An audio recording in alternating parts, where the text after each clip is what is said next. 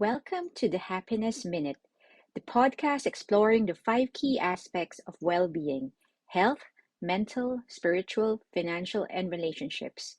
We're here to guide you on your journey towards holistic happiness, 1 minute at a time.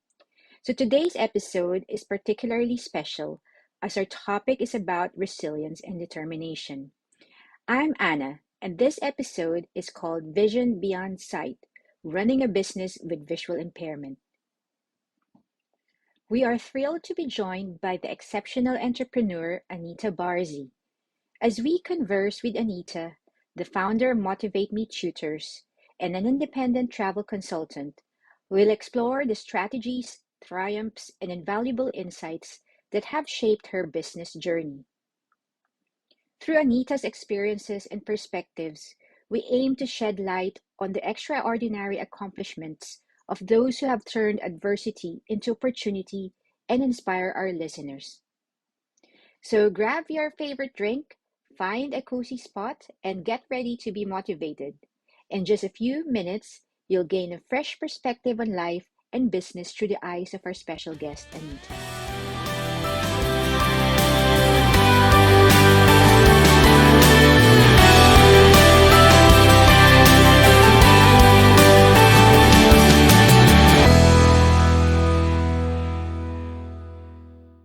And we are now back to a new episode of the Happiness Minute.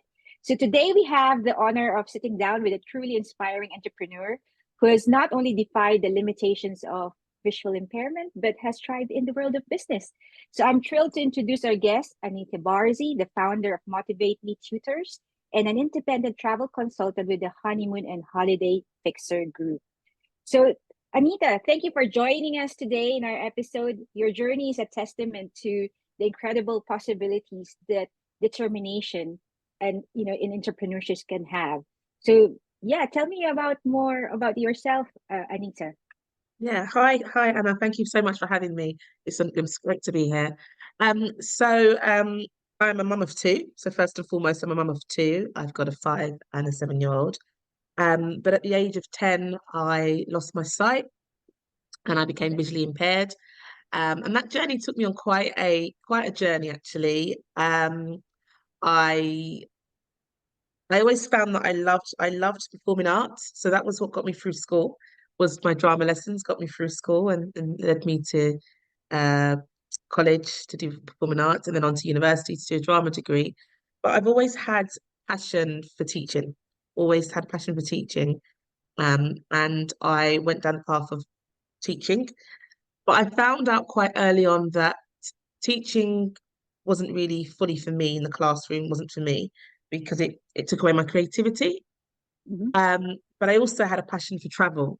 And I've always thought to myself, well, how am I gonna combine what I do and what I enjoy doing, teaching? How am I gonna do that, but also explore the world of travel, and run some sort of travel business? So I always say that I started businesses by accident, and that is, I'm not saying that to be funny, but I did started businesses by accident. And I guess that's pretty much, how I got through. They have both been accidents. I never intended to start a tuition business. That was never my intention. But it was something that I enjoyed doing, and people kept on saying to me, why don't you start a business? Why are you still in the classroom? Why don't you make this a business? And that was how my first business was started. And again, with travel, again, that was definitely an accident. Very happy accident, but it definitely wasn't something I had intended to do. It was once I had a family, I realized I needed a balance. I needed to have some sort of work-life balance. Yeah. You mentioned like everything happened by accident in terms of your business. So in terms of that, so what challenges have you faced when you were starting and when you're starting the business and also running it, especially with like visual impairment? I think, if I'm honest, and I think the biggest obstacle is mindset, has been mindset for me. Sometimes having a visual impairment, there are lots of challenges, I can't deny that. But one of the things that I found is sometimes I I doubt myself, I doubt Mhm. myself and I've had to really work on mindset and actually believing in myself. And I'd say that's probably been my biggest obstacle is staying on top of my mindset, making sure that I am keeping the vision that I'm trying to create clear. You know, I have lost Mhm. sight. That is true. I've lost a lot of my sight, but I've still got a really clear vision of how I want my life to look. And when I wake up in the mornings, I still say to myself, you know, remember the vision, remember how you want your life to look, and that's what I have to keep reminding myself daily. Because often I do want to give up. I want to give up Yeah, because I'm it like, oh, can this be is too hard. much of a challenge. But I'd say definitely mindset's been my biggest obstacle, if I'm being honest. So in terms of like the mindset, do you have like tools that you use to actually have that very strong and positive mindset? Um, because sometimes, like you said, you feel like it's going up, feel like your emotion is up, and then suddenly it goes down. So how do you manage that? Do you have like certain tools that you use for I it? would say journaling. I write a lot. Journaling, okay. You Yeah, write a I'm lot. always Okay, cool. writing. Yeah. I'd say writing's been like therapy for me. Writing's been therapy for me. When I'm having one of those sort of days, I will write, I will write. Most recently, I've come across EFT, Okay. and that's been really great. I've been following somebody on YouTube, and that's been really great. Just giving me some, takes about 5 minutes to do, and I've just been doing that, and that's been great. Just for like just reminding me of, of self belief and that sort of thing. So those have been the two main things, the two main tools that I would use. You mentioned EFT. What does EFT means? Mm. So emotional freedom technique. Okay. And it's literally tapping meridian points on your body, but it's then also using affirmations along with Okay. the Okay. tapping, and I mean, that's been a game changer for me. I use it with students as well, and it's been a big game changer for me. Okay. So when you say when you use it, do you use it before you do a certain task, or when you're feeling down? Do you do it that way, or I'd say I probably use it more when I'm not having a good day, but Mhm. there are times when I've got the time. I'll do it every day. I'll do it every day. I'll start the day with it. Okay. Yeah. Yeah. So you mentioned you said students. So I know you're running two businesses. So if we talk about the tutoring side of things, so what sort of things do you help your students with, and what challenges, for example, that you encounter when teaching? Yeah. So I work a lot with students preparing for entrance exams. So that could be Okay. anything from ISEB exams, entrance to private schools, 11 plus. And I work mainly with them on for the English component of the exam. I then go further and I work with students for interview prep. So I do a lot of work with Okay. students on Okay. preparing for interview. But I think one of the things that I've been doing a lot recently is I've been doing a lot of mentoring with students. So I've had some parents hire me, and it's not because they're hiring me for any specific subject. It's literally to support their child with making sure they're on top of their workload, just making sure that they're setting things like goals and targets, and then helping them with accountability. So they'll see me once a week, and we'll just go through what work they might need to hand in. I do this a lot with the older students, some more students that are over 15. But this has become really popular. And a lot of parents Okay. approach me for this sort of mentoring program. Um, you were saying sort of challenges do I have Yeah. teaching? Oh, I think I work a lot one to one, so I'm able to manage a lot of my obstacles. I would say marking is still, marking Mhm. students' work can sometimes still be a challenge. Um, I do a lot of my work online now, so I guess a lot of my students are typing work, which has made it much easier for me. But I guess when I was doing more face-to-face work, you know, people's handwriting, You find it having difficult. to mark a student's handwriting, and you've got a visual impairment, can be a nightmare. Can be an absolute Yeah. nightmare. Um, and I'd say that was probably the one of the biggest obstacles that I had was, and even now, even if somebody writes something, I'm like, what have they written? That can be a absolute nightmare. But there's ways around that, there's always ways Yeah. around that. Um, And because now it's online, then at least when they type, it's actually on they can screen. type it, yes, So it's yeah, easier for you then. yeah. Yeah. So I guess actually being online has been made life a little bit easier for me Okay. because I can use technology to my advantage. Yes, of course. And also in your travel business, oh, I love you and me. We both like traveling. If I could have another day job, I'll probably just travel, wherever. Oh, But yeah, but the thing is, like with the travel business, again, that's slightly a different thing from the tutoring business. So, yeah, what sort of obstacles do you encounter? Because to me, right, to me, I think traveling is all about visual. yes. You see things and you appreciate things. So, what sort of obstacles have you encountered with that in terms of running Mhm. that business as well? Yeah, I'd say that again, I'd say probably the biggest challenge to me. So it's always great to meet customers, and I'm fine with all of that sort of thing, meeting customers, talking about places. But it probably is the admin side of the business. So things like Okay. using the CRM. I think that's probably the biggest issue that I have is using things like CRM. I think technology again is amazing. I couldn't imagine being a travel agent 30 years ago when things were more manual. But now that we're using computers, I've found that that's made life so much easier for me. The biggest challenge is using the CRM, and having to type in things manually. That's probably the biggest challenge that I have as a travel agent. Um, but I think, yeah, technology is amazing. There's so much we can use now. I sometimes use software when my computer talks to me. So Yes, it's it life's makes it just, less. yeah, in that sense, it has made life so much more better.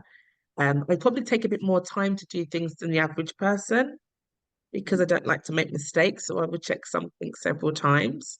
Mhm. Um, but moving forward, things like using VAs is something that I do, and that makes a big difference. In terms of like people helping you out in certain aspects of Yeah. the business. Okay, cool. Yeah. So I know you're running these two businesses. One, like in parallel. Have you faced any misconceptions or stereotypes? And how did you address them? And how did you Mm, overcome them? that's an interesting one. I wouldn't say I haven't recently. I have in the past, not recently.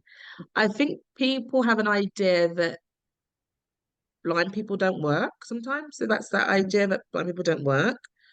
Um, and that, yeah, I think that there is that because people do have that misconception that blind people won't be able to work. But things have changed so dramatically. The world is changing. Technology, we've got so much technology. I meet a lot of people that are blind who have businesses as well, which is amazing. Um, I think the biggest misconception is that blind has a look. Yes. I get told you don't look blind. What does Yeah. blind look like? That's probably the biggest misconception, and that's just across the board. People thinking you don't look blind, Yeah. um, or associating blind with somebody that's really elderly. You could lose your sight at any age, and I think that's a big misconception. Is that the misconception in the business world? I wouldn't say that's just singular to the business world. I think that's across the board, Yeah. really. So how do you overcome them? Do you speak to them, or you just like I said, mindset of course plays a big part of it. Yeah, I think you just sometimes just got to educate people and just be honest and just tell that, if they've said something out of line, just say, you know, think respectfully, just Mhm. correct them respectfully.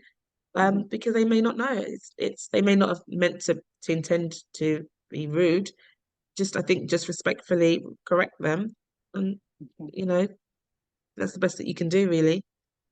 Yeah, because I would say, like, when you have this, what advice would you give to other entrepreneurs, especially if they're starting their Mm, own journey?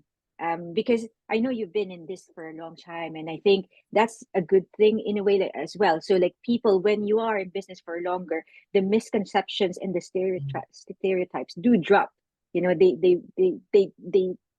It's not happening. But the people who are just starting, of course, they would encounter, that sort of misconceptions and stereotyping. So, what advice would you give them? I would say always be open about your disability because I know there's been times that I haven't always been open. But as I'm getting older, I'm finding that actually being open and honest about what you can do and what you can't do is very something that you should do. Hmm. But I think also try to get help if you need it. Don't think you can do it all. If you Yeah. need help, then ask for it. And I'm also guilty of that. I try to be that person that can do it all, but I can't do it all. So if you need help, then get it and ask for it. Um, I'd say that would be my best two pieces of advice. Okay. So in terms of, like you said, you need help. So you mean to say that you've actually built like this supportive network and community around you, around your business. Am I correct in saying that you have this support network already in place that helps you? And sort of like, if you can tell me like a bit more about them, are they like business people, or are Mm. they like personal contacts? Yeah. So I would say that I've got a quite a supportive network. Um, I think personally, I probably could tap into a bit more help. I could definitely have like I get a think everyone cleaner. needs to that. I'll You try know, and tap in. yeah, I could tap into a bit more help. My mum is a really great supporter. So my mum lives quite local to me. My mum's very a great, great help. Real, with the kids. Just if I needed her to help with something, she's a great help and great support. Um, I've got my sister as well. My sister's also in business. My sister is fantastic support in the sense that we brainstorm together. We actually have brainstorming days together where we sit down and we brainstorm, which direction we're going in our business. Got loads of great business friends, networking like you said. And that's always great because they, some of the people that I network with don't have disabilities, but Yeah. they have a business. They have a business and they have similar struggles to myself. Um, so that's always great to be in that community with them. Last year, I started to tap into disability world a bit more actually, because that was something that I wouldn't say shying away from, but Mhm. I was probably looking in at that kind of world. But Mhm. last year, I kind of got more involved with the disability world because actually a lot of people in the disability world are going through the same as myself. Yeah. And I became part of a podcast collective with some other visually impaired Oh, nice. people, That's and good. that's really nice. It's really great. I tapped into this group online, which is a group for people that have disabilities and chronic illness. And it's run by a lady called Sarah, and that's been a great group. It's how to excel against the odds, and that's been a Oh, great nice. place where people just give advice. People, if anyone's got any challenges, they just post about it and we offer advice. But it's also a place to network. And that's been a really great group as well. So I guess, yes, I have got support. And I think everybody needs support in some shape or Mhm. form. Yeah. So in terms of the industry, because I know you are in the education industry and also in the travel industry, Mm, do you believe that in for entrepreneurs with visual impairments, there are specific industries and sector that they can particularly excel, or it can be anything that they put their mind into? What do you think? What's your opinion yeah, about that? that's a good question. Um, I would say, I mean, I'm always going to push business to start a business of some shape or form so that you can live life, on your terms. I'm always Yeah. going to push that, firstly. Um, I think the arts is a good place, can be a good place for disabled people. It's a good place for you to be able to express yourself.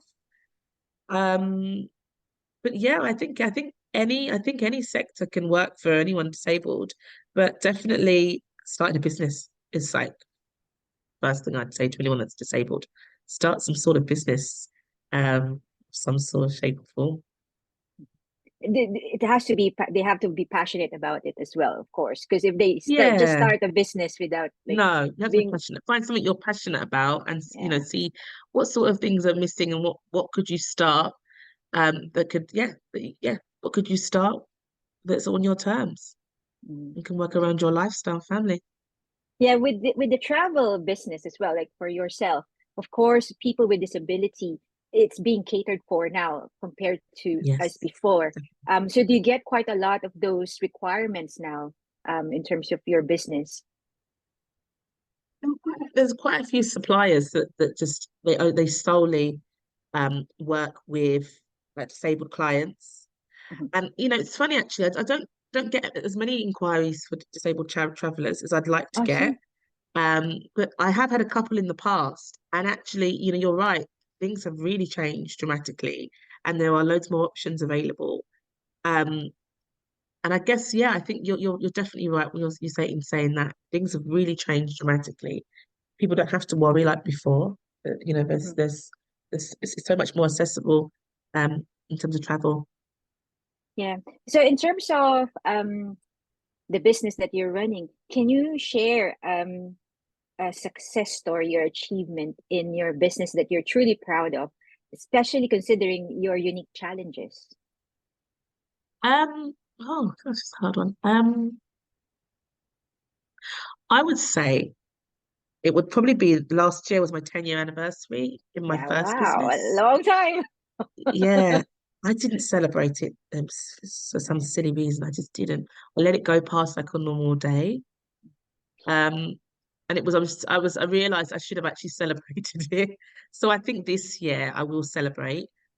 This year will mark 5 years that I've been in travel as well. So Five years, yes. I think that those are their milestones. Because we both know that not many businesses make it that far. So I Yeah, should within 3 years, celebrate they're that. all done. So actually, I think those are the things I should celebrate. Yeah, I think those are the two things. So the success and achievement is actually being able to celebrate the 10 Yeah, years and then the 5 years. the 5 years. Yeah, definitely. So yeah, it's been a long, that's long actually in business terms. So looking ahead, what are the different aspirations and goals and for the future of your business? For example, if we do the tutoring first and then of course the travel business Travel. Um, so I think for tuition, I would like to expand into the Middle East. I'd like to or take on Middle some East, more yeah? Middle East clients. And also potentially look at maybe franchising would be something that I'm quite keen to do in the future. Um, I think with travel, Hmm. I would love to look at some sort of organizing some sort of trip that was aimed at families, but was also looking at education in some sort of shape or form. Hmm. I'd love to do some sort of tour, whether it's somewhere like I mean, I don't know where specifically, but some sort of education trip that was really aimed at the family and keeping them together and creating memories. So I guess that's something that I'd like to do in the future. Okay. Yeah, that's nice as well. Yeah, you can combine both of your business.